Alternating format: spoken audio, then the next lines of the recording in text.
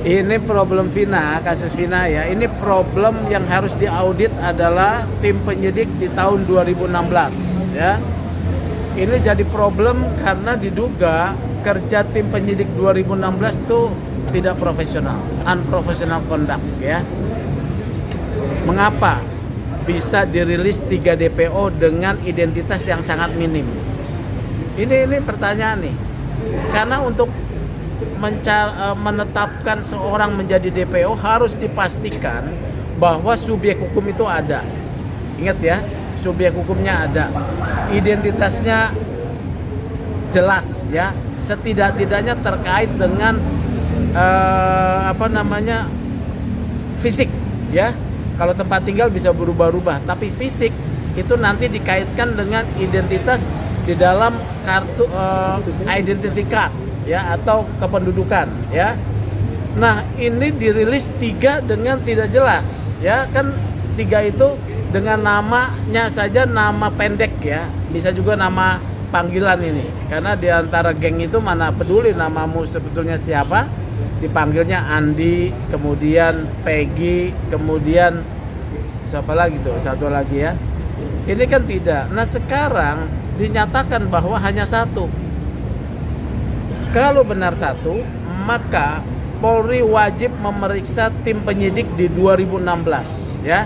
Siapa tim penyidiknya? Siapa pimpinannya? Ini harus diminta pertanggungjawaban nih. Belum lagi soal-soal ya seperti pernyataan Sakatata, walaupun sudah dipidana ya. Saya mendorong mereka untuk mengajukan PK atau mengajukan upaya pembelaan diri supaya mendapatkan status hukum yang jelas bahwa mereka salah tangkap atau tidak. Tapi terkait Vina ini unprofessional conduct dari awal 2016 terkait 3 ini ya. Jadi gitu. Terkait tersangka yang dia bilang dia difitnah, itu gimana Pak tanggapan? Jadi gini, seorang tersangka yang diperiksa berhak untuk menyatakan hak bantah, tolak ya, tidak mengaku. Di sini oleh karena itu saya selalu menyatakan Polda Jabar yang disupervisi oleh Barreskrim harus melakukan penegakan hukum yang akuntabel. Apa itu penegakan hukum akuntabel? Profesional ya, profesional artinya dia mengikuti prosedur-prosedur hukum dan penghormatan hak asasi manusia.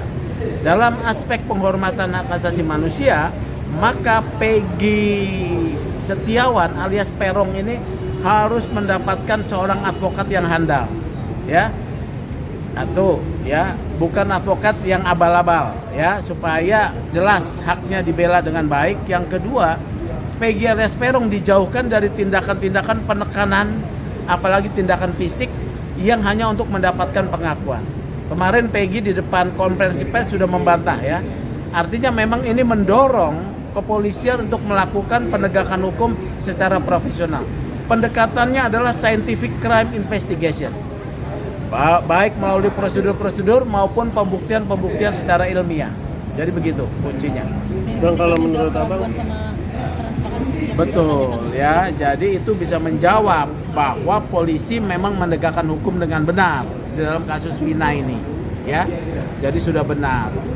Jadi kalau sekarang penyidik bekerja cepat menangkap itu harus diapresiasi ya.